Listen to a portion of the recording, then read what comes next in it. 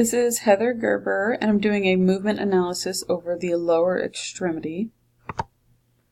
The joint being assessed is the left hip.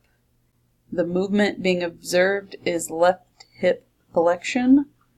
The approximate starting range of the motion of this joint is 0 degrees.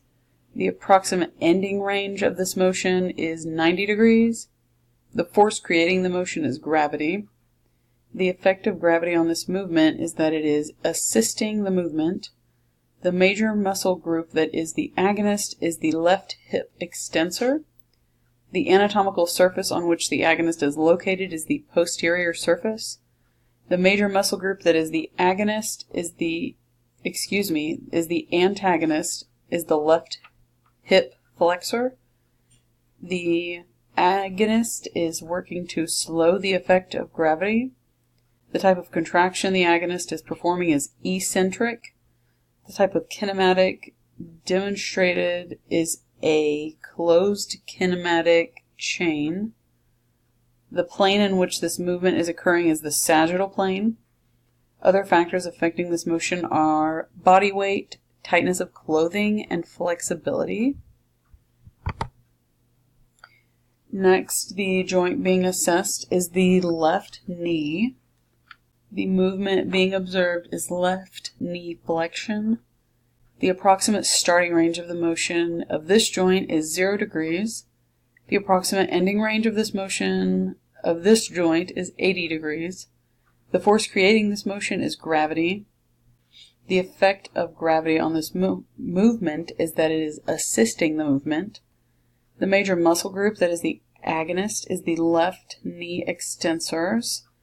The anatomical surface on which the agonist is located is the anterior surface. The major muscle group that is the antagonist is the left knee flexors.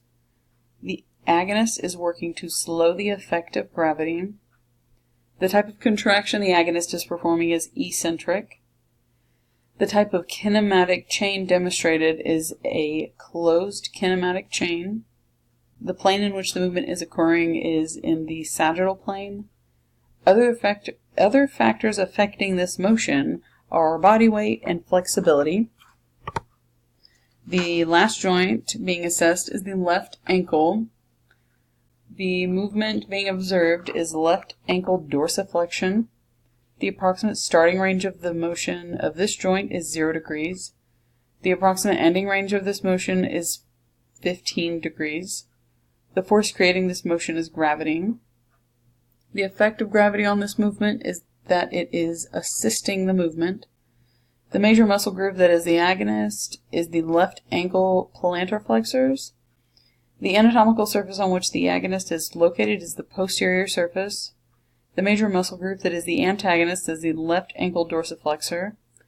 The agonist is working to slow the effect of gravity. The type of contraction the agonist is performing is eccentric. The type of kinematic chain demonstrated is a closed kinematic chain. The plane in which this movement is occurring is the sagittal plane.